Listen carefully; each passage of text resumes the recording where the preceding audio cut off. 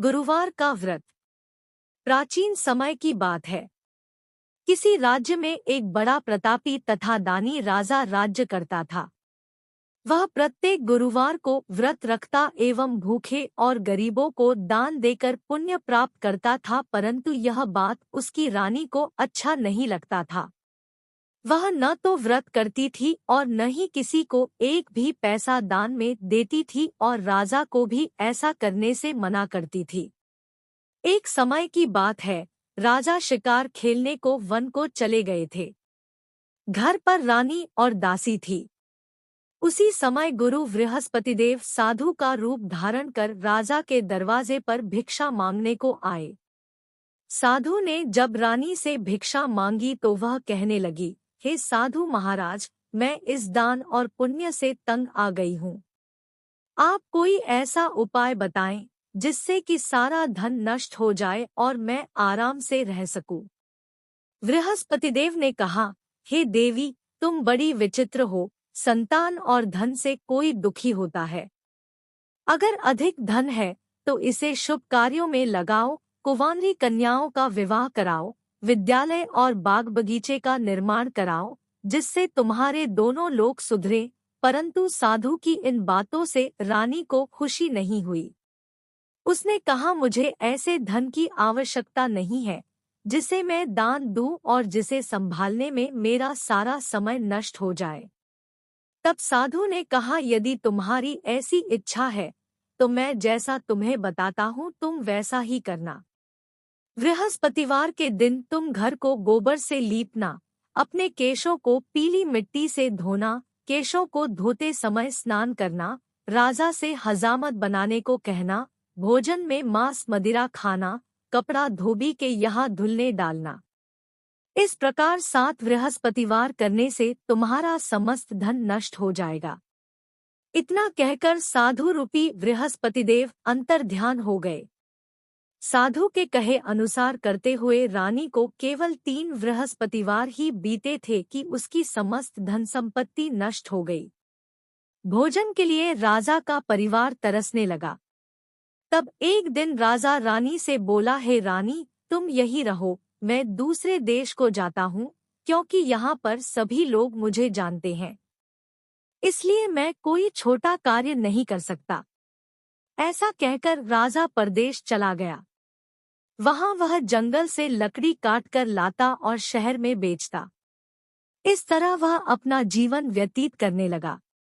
इधर राजा के परदेश जाते ही रानी और दासी दुखी रहने लगी। एक बार जब रानी और दासी को 7 दिन तक बिना भोजन के रहना पड़ा तो रानी ने अपनी दासी से कहा, हे दासी, पास ही के नगर में मेरी बहन रहती है। वह बड़ी धनवान है। तू उसके पास जा और कुछ ले आ ताकि थोड़ा बहुत गुजर बसर हो जाए। दासी रानी के बहन के पास गई।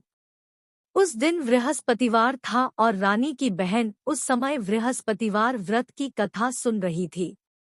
दासी ने रानी की बहन को अपनी रानी का संदेश दिया, लेकिन रानी की बड़ी बहन ने कोई उत्तर नहीं दिया। जब दासी को रानी की बहन से कोई उत्तर नहीं मिला तो वह बहुत दुखी हुई और उसे क्रोध भी आया। दासी ने वापस आकर रानी को सारी बात बता दी। सुनकर रानी ने अपने भाग्य को कोसा।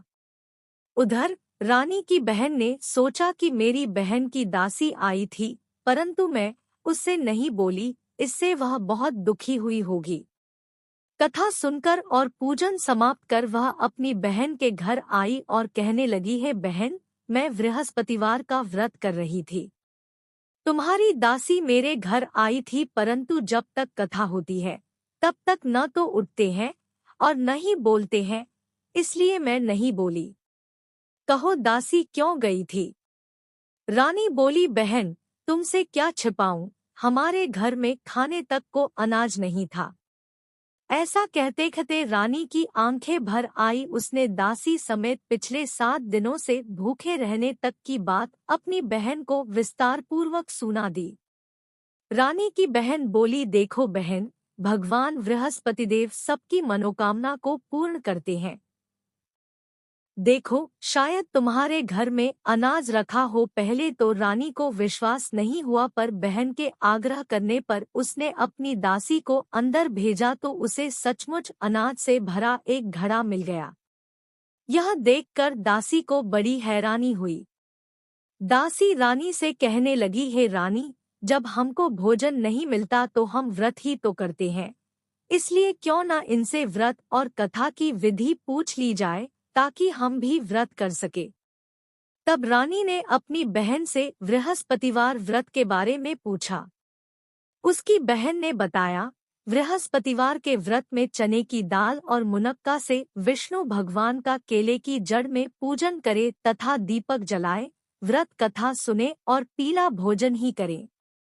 इससे बृहस्पतिदेव प्रसन्न होते हैं। व्रत और पूजन विधि बतलाकर रानी की बहन अपने घर को लौट गई। 7वें रोज बाद जब गुरुवार आया तो रानी और दासी ने निश्चयानुसार व्रत रखा। घुड़साल में जाकर चना और गुड़ बीन लाई और फिर उसकी दाल से केले की जड़ तथा विष्णु भगवान का पूजन किया। अब पीला भोजन कहाँ से आए, इस बात को लेकर दोनों बहुत दुखी थे। चूंकि उन्होंने व्रत रखा था इसलिए गुरुदेव उन पर प्रसन्न थे, इसलिए वे एक साधारण व्यक्ति का रूप धारण कर 2 थालों में सुंदर पीला भोजन दासी को दे गए। भोजन पाकर दासी प्रसन्न हुई और फिर रानी के साथ मिलकर भोजन ग्रहण किया। उसके बाद वे सभी गुरुवार को व्रत और पूजन करने लगी।